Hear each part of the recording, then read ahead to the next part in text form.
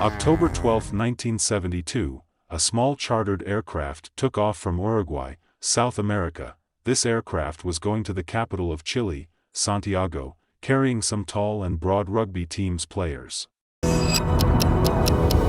There were 45 passengers in total. Some of the players' family and friends were traveling along. This flight was not going to be so long. Usually, it takes only 3 hours to go from Uruguay to Santiago, but on the way, you come across the huge Andes Mountains. The Andes mountain range in South America is the world's longest mountain range. Other than the Himalayan mountains, the highest mountains are found here. These beautiful mountains become devastating for the passengers in our story. That day, on October 12th, there was a storm in the mountains, because of which, the plane couldn't keep flying. The pilots then decided to stop midway, and try to fly again the next day. The plane landed in Mendoza, Argentina for the night. The next day, on October 13th, the plane took off again at 2:18 p.m. The pilots ensured that the weather had cleared up, so it was a smooth sailing flight for the next hour. At 3:21 p.m., the pilots started descending the plane. The plane was quite close to Santiago, but it was still in the mountains, since there are high mountains right next to the city. While descending, suddenly there was terrible turbulence. The plane started shaking horizontally. At this time, clouds gathered around the plane. Nothing was visible except the clouds. Suddenly, the alarms in the plane went off, and the warning lights began to flash. No one could understand why. The rugby players in the passenger seats weren't scared. They didn't take this turbulence seriously. Amid jokes, a passenger looked out of the window and saw the clouds clearing up, but then he noticed that they were perilously close to a mountain. As soon as the aircraft moved out of the clouds, the pilots realized that they were moving towards a huge rock. Immediately in a panic, they tried to lift the plane up. The aircraft's ground collision alarm was ringing loudly. Pilots put in maximum power into gaining altitude to fly over the mountain safely, but unfortunately, it was too late. The rear part of the aircraft collided with the mountain while going up. The entire rear portion of the plane separated. The 2 rows of seats at the back, literally, flew out of the plane. 3 passengers flew away with it and disappeared. The plane kept flying upwards for a few more seconds, but then suddenly, it started to fall down. After a few seconds, another collision happened. The left wing of the plane broke. Some more passengers flew out of the plane and fell down. Now, only the front portion of the plane remained, which fell straight into a glacier. It slid down the glacier at a speed of 350 kilometers per hour, and after dropping 700 meters finally, the last collision happened. Everything in the plane was destroyed. The passenger seats were torn apart from the base of the plane. The cockpit of the plane was completely crushed, and the pilots were killed immediately. This aircraft laid broken on an unknown mountain in the Andes, at a height of 3,570 meters. Surprisingly, out of the 45 people on board, 33 were still alive. They had somehow survived this crash. The problem was that many of them were injured, and no one knew where they were stuck. It was later found that this plane was 80 kilometers off from its planned route, and this painful story of survival had just begun. Neither those people could have imagined at that time, nor you can imagine now, what happened to these survivors next. This is the heart-wrenching story of Uruguayan Air Force Flight 571. Let's know about it in today's video. An old transport plane crashed in the Andes Mountains. 45 persons were aboard, given up for dead. Survival fascinates people. All of the passengers were given up for dead. It became known as the Miracle of the Andes. Before starting this video, I would like to recommend you for spending your time watching such informational and educational videos, because there are thousands of ways to waste time on social media, but by watching such videos, you get better understanding of the world and you gain some knowledge. If you want to watch more knowledgeable videos like this one, subscribe to our channel and hit the bell icon for more videos notifications. Thanks. Right after this crash, there were 2 survivors who weren't seriously injured. First, 19-year-old Roberto Canessa, and the other, 20-year-old Gustavo Zerbino. Since both of them were medical students, they immediately started checking who was alive and how to help the injured. They saw that many passengers had suffered severe injuries. One of them was 23-year-old Fernando Paradu, who was in a coma due to a skull fracture.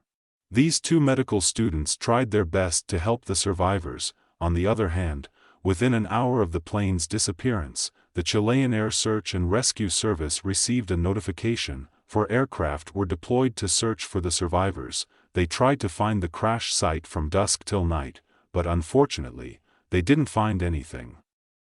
The rescue service officers concluded after hearing the radio transmissions that the aircraft must have crashed in a remote and inaccessible area. The problem was that the aircraft was white in color, and it had crashed in a place where there was white snow and ice all around.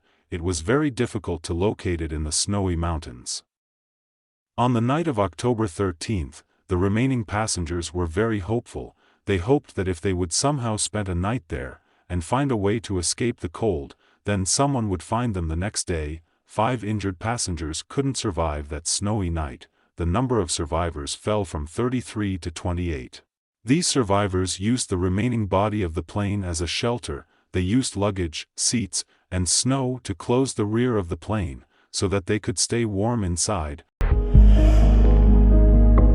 The next day, on October 14th, 11 different aircraft from Argentina, Chile, and Uruguay were put into search operation. The search area they chose was correct. The location of the crash site was in that search area, but still, they were not able to find the crash site. Survivors tried to use lipstick to write SOS on the plane's roof. They started writing SOS, but soon realized that they didn't have enough lipstick to write all the letters. Then they tried to use suitcases to make a big cross in the snow, so that search aircraft flying above could see them.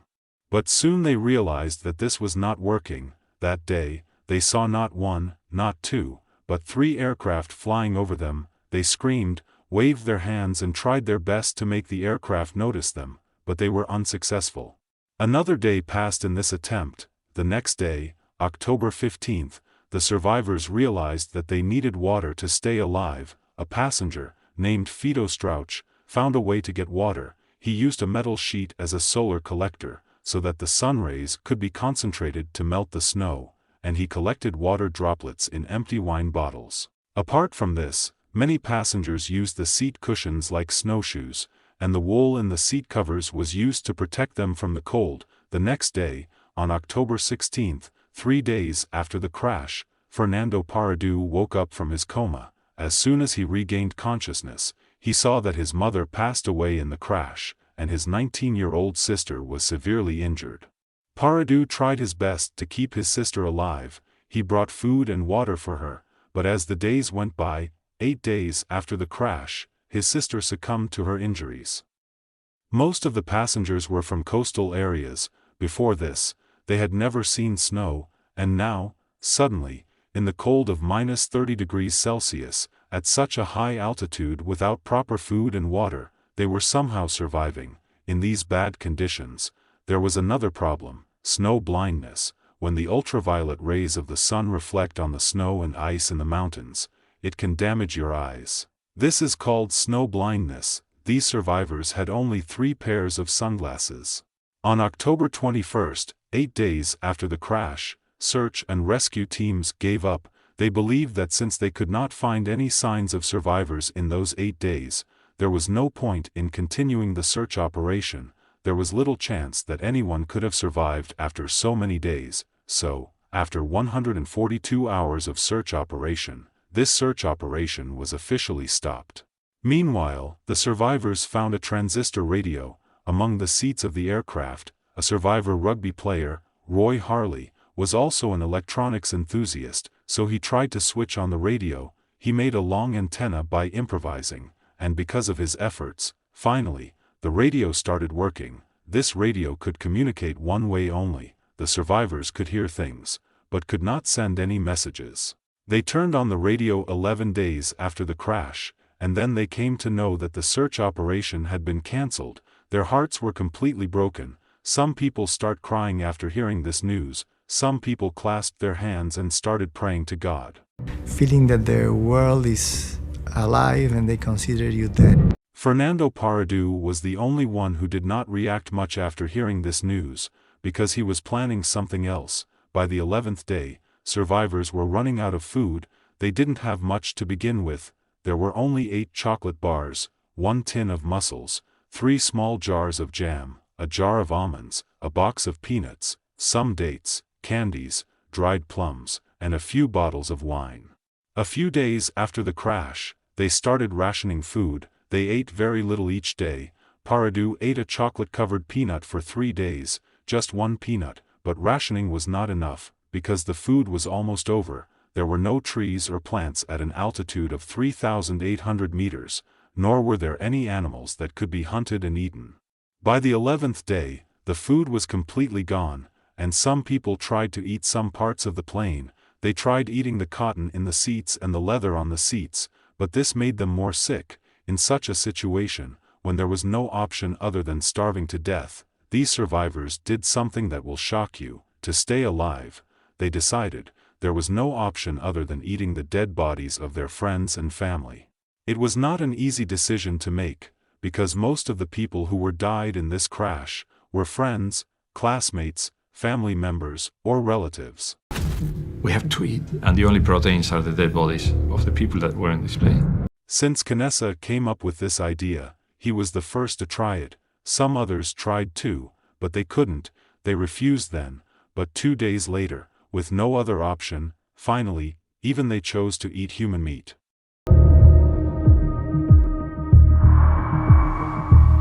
On October 29th, 16 days after the crash, this food source was also depleting rapidly for the survivors.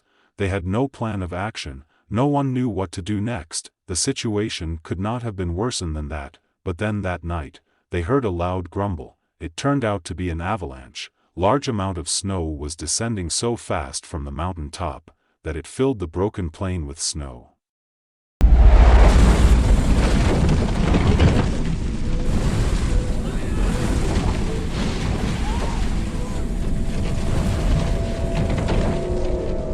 Eight people were lost in the snow and suffocated. Only 19 survivors remained. Said, Roberto, you had it. You're going to die. That's it. A very nice sensation of heat between my legs because I was peeing on myself and saying, that's it. These remaining 19 people were also trapped in a small space under the snow. Paradu used a metal pole to make a hole in the snow, to allow some ventilation. After working hard for 2 days, they dug a tunnel under the snow, and with great difficulty, they managed to get to the surface. As soon as they got out, they saw a snowstorm was coming, and it would be prudent to go back into the snow cave to survive. For the next 3 days, the remaining survivors somehow managed to stay in the cramped space. 3 days later, they went back up to the surface and the weather was clear. After coming out, the survivors realized that no one was coming to save them. If they wanted to stay alive, they would need to put in the efforts themselves. There was no point in sitting at the crash site, waiting for help. They needed to try their best till the last breath. Canessa, Paradu, and Vizintin were among the strongest survivors. All the survivors decided together to give them more food and the warmest clothes, because they would try to walk around and search for help. The first task was to estimate the location. Before the crash, the co-pilot had stated that their aircraft had passed through Curacao. So they estimated that, if they walked a few kilometers to the west, they would definitely reach some countryside areas of Chile, but their estimation was extremely wrong. Actually, the co-pilot didn't know where he was taking the plane. In reality, their crash site was 89 kilometers east, in the middle of the Andes Mountains. Still, unaware of this, they rested for a few days to build up their energy. On November 15th, 33 days after the crash, these 3 people set out to find help.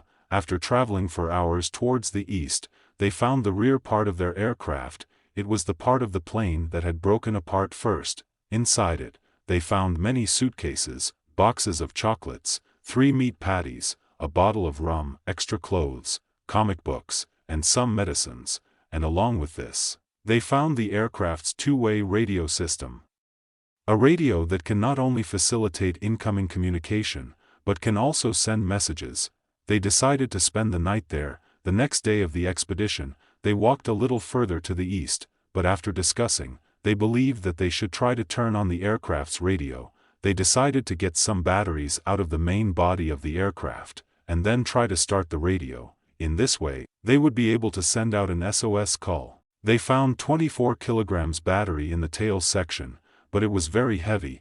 They could not carry it back to the main body crash site, so they decided to try to turn it on right there. They went back and took the help of Roy Harley, the one who had some knowledge of electronics, but unfortunately, this plan didn't work. The problem was that the aircraft's electrical system worked on 115-volt AC, and the battery they found was 24-volt DC.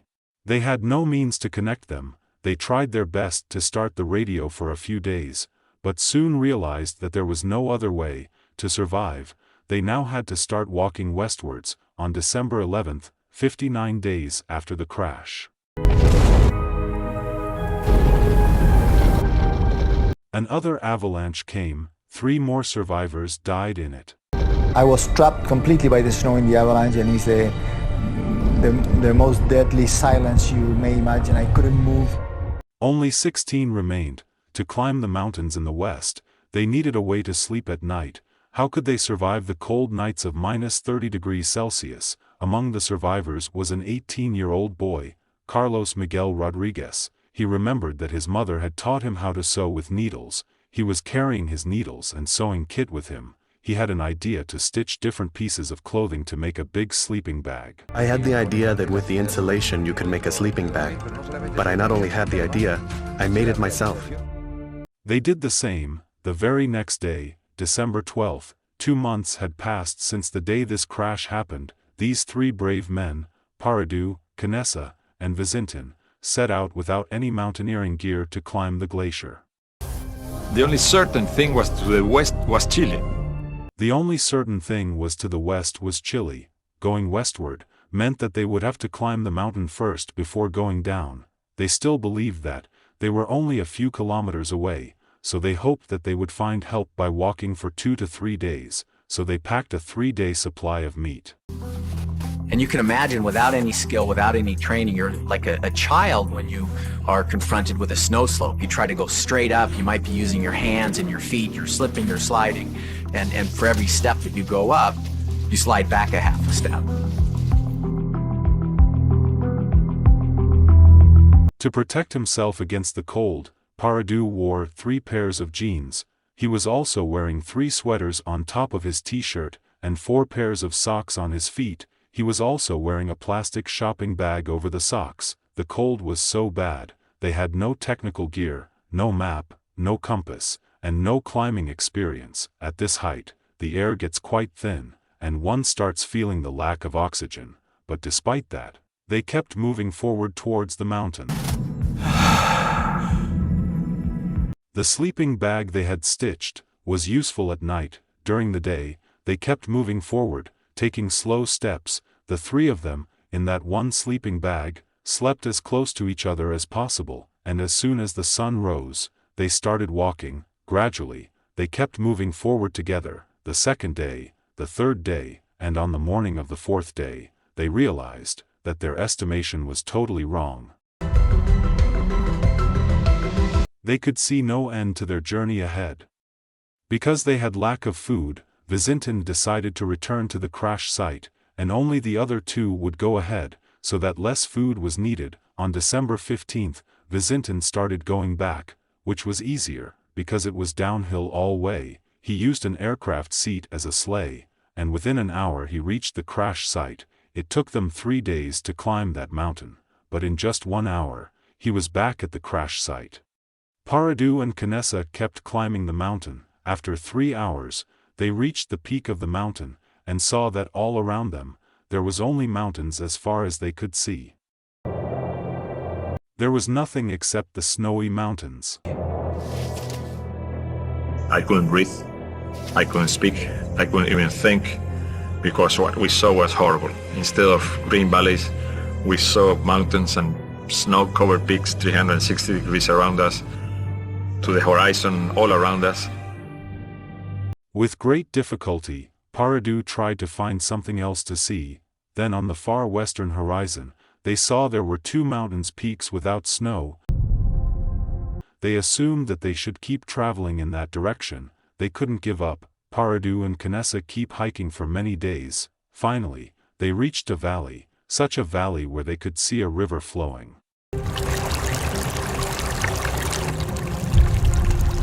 In this situation, reaching the river was a great relief, because while traveling downstream the river, it was easy to find a downhill path. They kept on walking, and finally, after trekking for 9 days, on December 20th, they could find some presence of humans. They could see some cows in the fields. They were so tired by this point, that they couldn't walk farther. Right then, on the other side of the river, And Roberto said, "Look, Nando, a man on a horse." they saw 3 men on horses. Paradu tried to shout, but the river was so loud, that those people couldn't hear him. But by chance, one of them spotted Paradu and Canessa. He looked at them and shouted back, "Tomorrow." He said that he would be back the next day. The next day, the man comes back on a horse. At this time, he brought some paper and pencil with him. He attached the paper and pencil to a stone with a thread, and threw it to the other side of the river. Parado wrote in Spanish on the paper, "I come from a plane that fell in the mountains," that he was from Uruguay, and had been walking for 10 days, and that his injured friends were at the crash site. He wrote that they needed help urgently, but didn't know how to get help. They didn't have any food, they were weak, and they could not walk anymore. He requested to be saved. He asked where they were. On the other hand, the person who received this message was a farmer from Chile, Sergio Catalan. He read this note, and told him with gestures that he understood. Sergio threw a piece of bread to the other side of the river, and for the next 10 hours on a horse, he rode towards west to inform the army command. Meanwhile, the farmers brought Paradu and Canessa to Los Maidens on horses, where they finally get some rest. It was found that on sheer will, they had hiked 61 kilometers on foot over the last 10 days. As soon as other people got to know about their story, it became international news. ¿Cómo pudieron sobrevivir ustedes? ¿De qué se alimentaban? Bueno, sobre el tema. Sí. no contestar. This heart-wrenching story was truly unbelievable. The Chilean Air Force sends 3 helicopters to immediately rescue the survivors. Army officers interviewed Paradu and Canessa to get information about the location. Paradu had brought the pilot's flight chart with him, and he had plotted the places where they were hiking. Army officers took him with them on the helicopter to locate the crash site. With Parado's help, the location of the remaining survivors was finally discovered by the army commanders on December 22, 1972, 70 days after the crash. 2 search and rescue helicopters finally reached the survivors to save their lives.